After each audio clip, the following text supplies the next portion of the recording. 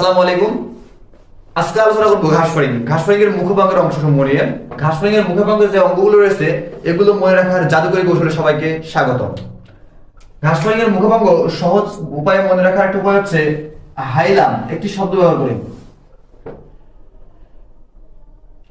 High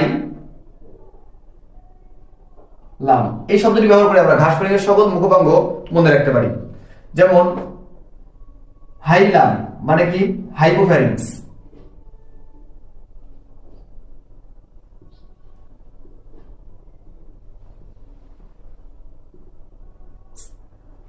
তারপরে লা for ল দিয়ে ল্যাব্রাম,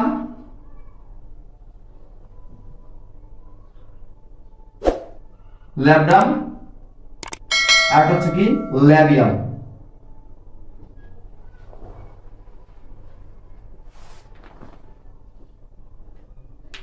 হাই ফর হাইপোফ্যারিংস, ল ফর ল্যাব্রাম এবং ল্যাবিয়াম এবং ম ফর হচ্ছে কি ম্যাক্সিলা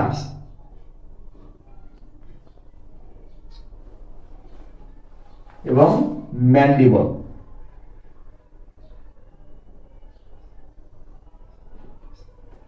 ঘাসফড়িং এর মুখভঙ্গ মনে রাখার জাদুকরী কৌশলে আমরা একটা ওয়ার্ড বা হাইলাম ব্যবহার করেই মুখভঙ্গ মনে রাখতে পারি। হাই ফর হাইপোফ্যারিংস, ল ফর ল্যাব্রাম এবং ল্যাবিয়াম এবং ম ফর কি হচ্ছে ম্যাক্সিলা এবং ম্যান্ডিবল। ধন্যবাদ সবাইকে।